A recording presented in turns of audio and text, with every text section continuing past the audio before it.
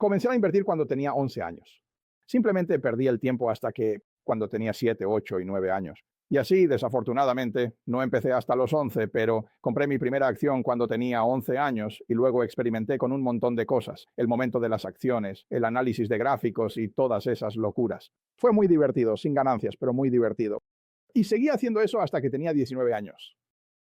Y leí todos los libros sobre inversiones en la biblioteca pública y simplemente lo devoré. Me resultaba fascinante, pero no tenía ningún marco de referencia. Simplemente estaba buscando algo. Esperaba que pequeños detalles en un gráfico me dijeran algo sobre lo que iba a hacer una acción. Quiero decir, era un poco loco, pero todos los demás lo hacían, así que pensé que yo también debía hacerlo. A veces incluso le dabas la vuelta al gráfico, ¿sabes? Igual no servía de nada. Luego, en 1949, leí El inversor inteligente de Ben Graham. Hasta entonces nunca había oído hablar de él.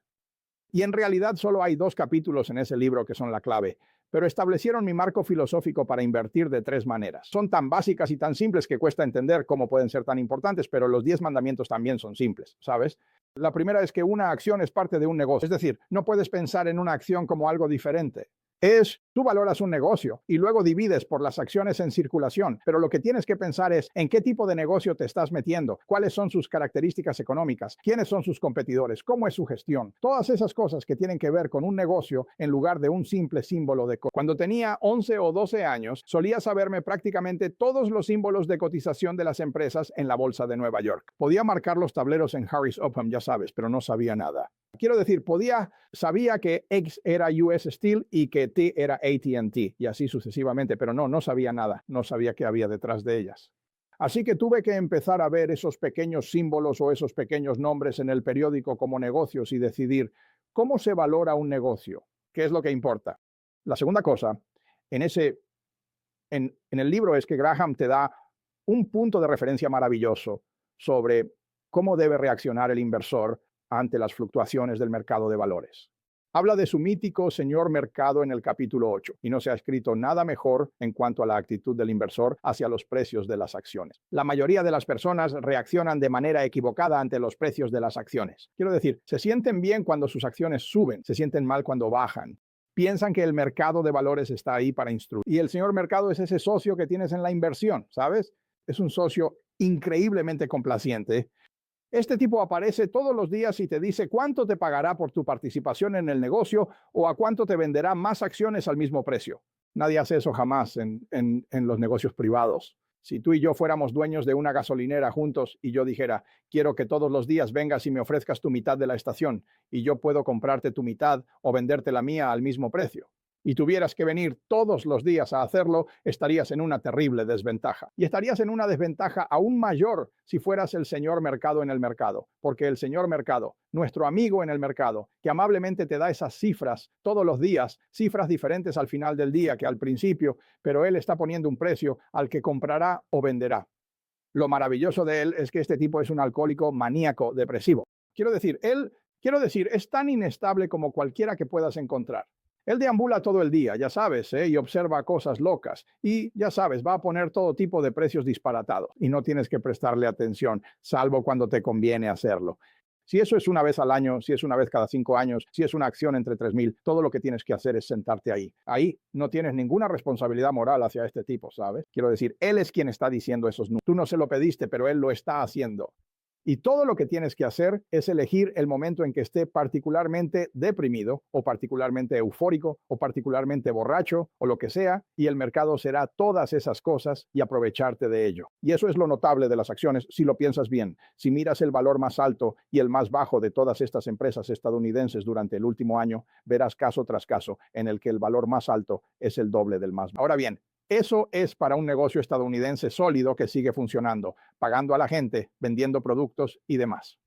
Si sales y miras tierras de cultivo a 10 millas de aquí, no hay manera en el mundo de que en el transcurso de un año el valor de esas tierras de cultivo varíe de X a 2X. Eso no sucede. Puede que pase de X a 110% de X o viceversa. Si miras un edificio de apartamentos cerca de aquí y revisas los datos de edificios similares durante un año, no se moverá un 10% en un año determinado. Pero aquí están las mejores empresas estadounidenses y la gente simplemente menciona cifras que van por todos lados y no tienes que participar salvo cuando tú quieras. Eso es lo importante y eso es lo que Graham te dice.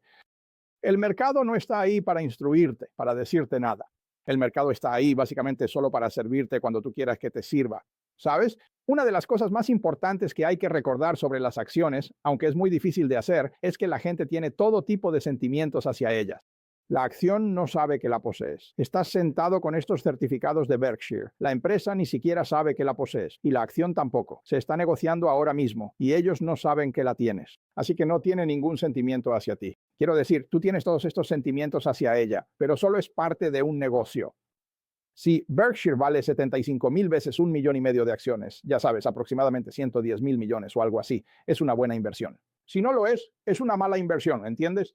Y tienes que valorar el negocio. Y Graham, ya sabes, es increíble, pero la gente no hace eso en Wall Street. Por supuesto, escuchas objetivos de precio o cosas por el estilo, pero no ves a nadie escribir un informe que diga, esta es la naturaleza de este negocio en los próximos 20 años. ¿Sabes? ¿Cuánto valdrá eso? ¿Por cuánto debería venderse ese negocio? Olvídate de por cuánto se está vendiendo. De hecho, una de las cosas que siempre me gusta hacer cuando analizo inversiones es mirarlas sin saber el precio, porque si ves el precio, automáticamente te influye de alguna manera. Si simplemente te sientas con los informes, si se me ocurre investigar una empresa y consigo los 10K y demás, prefiero no saber el precio, porque prefiero valorarla sin conocer el precio. Cuando solía analizar caballos de carreras cuando era niño, una de las cosas que hacía era conseguir el formulario de carreras con anticipación. Y si había 9 caballos en una carrera, digamos, obviamente las probabilidades de que cada uno ganara la carrera tenían que sumar el 100%. Es decir, uno de los caballos iba a ganar la carrera, salvo que hubiera un empate o que todos cayeran muertos en la recta trasera. Así que si revisabas el formulario de carreras y yo miraba la tercera carrera en Hialeah, intentaba calcular el porcentaje de probabilidad de que cada caballo ganara la carrera y eso tenía que sumar 100%. Luego comparaba esos porcentajes con las probabilidades. Pero antes que nada no miraba las probabilidades primero. Primero revisaba el desempeño pasado y todo eso. El mercado de valores es igual. La tercera cosa en el libro de Graham es el margen de seguridad. Si llegas a un puente y dice capacidad 10,000 libras y estás conduciendo un camión de 9,800 libras, sigues adelante y buscas otro puente. Quiero decir, ya sabes, nadie sabe exactamente cuál es esa capacidad y puede que el letrero haya sido colocado hace 3 años. Así que siempre dejas un margen de seguridad. No intentas hacer las cosas tan justas. Esperas hasta que algo prácticamente te grite en el mercado de valores. Y con esos 3 principios puedes construir todo tipo de estructuras sobre eso, pero esa es la base. Y si tienes eso en mente, y eso está en el inversor inteligente, nunca he encontrado nada que remotamente se le compare. Las 3 que acabo de... No puedes deshacerte de una pata del taburete de 3 patas y aún así tener una buena filosofía de inversión. Pero yo diría que lo más importante a largo plazo y trabajando con grandes sumas de dinero es entender el negocio.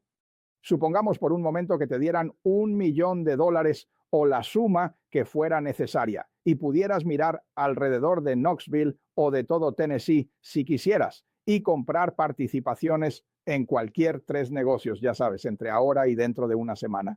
Negocios privados, no operaciones bursátiles ni nada por el estilo. Y tienes una semana para hacerlo o tienes que devolver el dinero. ¿Qué estarías haciendo durante la próxima semana? Es decir, puedes observar todas estas empresas. Algunas de ellas te resultan bastante familiares, otras menos, y de algunas solo conoces su reputación. De algunas conoces a la administración, de otras no. Conoces su situación competitiva. ¿En qué estarías pensando durante ese periodo de 7 días? ¿Cómo vas a filtrar realmente estas empresas? Creo que buscarás 3 negocios y no podrás venderlos después de comprarlos. Simplemente los vas a tener, los vas a poseer el resto de tu vida. Vas a buscar negocios que tengan una ventaja competitiva duradera.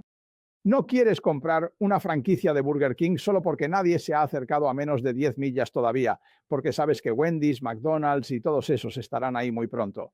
Quiero decir, no se trata necesariamente de quién está ganando más dinero ahora. Vas a buscar algo con una ventaja competitiva duradera. Ahora bien, eso requiere un negocio con algún tipo de foso a su alrededor. Porque el capitalismo, por definición, es un sistema en el que cada vez que alguien tiene un castillo económico, alguien más va a intentar conquistarlo. Es simplemente la naturaleza de las cosas. Si abres un restaurante exitoso aquí en la ciudad, sabes que alguien copiará tu menú y probablemente se lleve a tu chef. Tal vez baje los precios, ofrezca un poco más de estacionamiento, tal vez sea mejor en algo, lo que sea. El capitalismo consiste en ir tras el castillo del otro. Si ese es el caso, quieres un castillo con un gran foso a su alrededor, y hay muchas formas de tener un foso alrededor de algo. Puedes tenerlo mediante protección de patentes, puedes tenerlo por la ubicación en ciertas áreas, es decir, si tienes algo en la mente de las personas como Coca-Cola, hay 6.000 millones de personas en el mundo y prácticamente todas tienen algo en su mente sobre Coca-Cola, en su mayoría favorable. No tienen nada en su mente sobre RC Cola. Y si RC Cola gastara $1.000 millones en publicidad, la gente seguiría sin tener nada en su mente sobre RC Cola. Pero sí tienen algo en su mente sobre Coca-Cola y generalmente es algo favorable. Por eso Coca-Cola quiere estar donde la gente es feliz, porque quieren estar en el teatro, quieren estar en Disney World, quieren estar en la serie mundial. Siempre quieren que estés bebiendo Coca-Cola mientras al mismo tiempo experimentas felicidad. Y si logran eso, van a vender mucha Coca-Cola. Y no importará si alguien vende una porción medio centavo más barata que Coca-Cola. Así que esa es una ventaja competitiva duradera. Y quieres que esté dirigida por personas honestas y capaces. No quieres asociarte con un estafador ni con un tonto.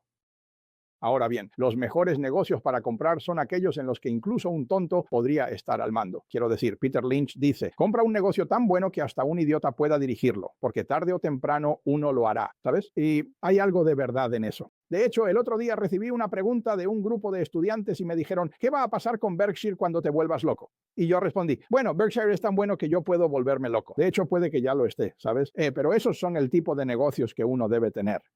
Así que quieres una administración que sea capaz y honesta y luego quieres un precio que sea sensato. Y eso es lo que deberías buscar. Recorrerías Tennessee, tendrías una semana para hacerlo y de inmediato descartarías un montón de cosas. Simplemente sabrías que no son un área fértil, ¿sabes? Eso es algo importante que hay que saber hacer, saber descartar todo tipo de cosas. Hace 30 años hubo un gran artículo en The New Yorker cuando Bobby Fischer jugaba contra Spassky en el famoso partido de ajedrez que atrajo la atención mundial y analizaron cómo la mente, con miles de millones y miles de millones de posibilidades, podía agrupar las cosas para reducirlas de inmediato a donde solo tenías como 4 opciones. Y por supuesto, cuando los humanos juegan contra algo como Deep Thought o cualquiera que sea la última versión de la computadora en ese sentido, esa computadora está haciendo quizá 700,000 o 1 millón de cálculos por segundo y la mente humana está compitiendo contra eso, pero la computadora está revisando cada posibilidad. Y de alguna manera, la mente humana tiene esta capacidad de descartar el 99.999% de esas cosas por las que la computadora tiene que pasar para poder enfocarse en las 3 o 4 posibilidades que realmente tienen sentido. Y la inversión es muy parecida a esto. No es tan difícil porque no hay tantas empresas, pero lo que quieres es descartar todo tipo de cosas. Si alguien me dijera que mi vida depende de elegir entre las acciones del Dow Jones, un grupo de 10 que sean las de mejor desempeño o que superen al índice en general, yo dedicaría mi tiempo a pensar en las peores empresas dentro de ese grupo. Descartaría cosas y luego pensaría que ya he dejado esas atrás y en realidad esa es una forma más fácil de abordar el problema que tratar de elegir las 10 mejores. Si estuvieras pensando en el estado de Tennessee, sabes, hay muchísimas cosas que ni siquiera examinarías. Simplemente pensarías que son demasiado difíciles. Podrías decidir, por ejemplo, que las concesionarias de autos son demasiado complicadas. Siempre va a ser un sector competitivo. ¿Quién sabe si Ford o General Motors van a vender más autos dentro de 5 años o si habrá aranceles para los autos extranjeros o quién sabe qué más? Y que simplemente dices, me rindo con los concesionarios de autos, pensaré en otra cosa. Y ese enfoque que usas ahí es el mismo que realmente deberías aplicar en el mercado de valores. Esta noche tienes 3.000 empresas que puedes analizar en la bolsa de Nueva York. Cada una de ellas tiene una valoración. Mañana cambiará, no tienes que participar. Si una vez al año tienes 20 buenas ideas o si tienes 5 buenas ideas en toda tu vida, te harás muy rico. A veces les digo a los estudiantes que les iría mejor si al salir de la escuela tuvieran una tarjeta perforada con solo 20 perforaciones. Porque entonces, en lugar de escuchar a alguien en un cóctel y luego salir a la mañana siguiente y comprar algunas acciones, realmente pensarían en cada golpe y esos son todos los golpes que reciben. 20 oportunidades son más que suficientes. Solo tienes que asegurarte de no usar ninguna de ellas por razones frívolas. En Berkshire nunca queremos comprar nada pequeño. Simplemente no hace ninguna diferencia, ¿sabes? Queremos pensar en cosas que realmente puedan marcar la diferencia y eso se vuelve más difícil a medida que el capital crece. Pero esa es la manera de enfocarse en las inversiones.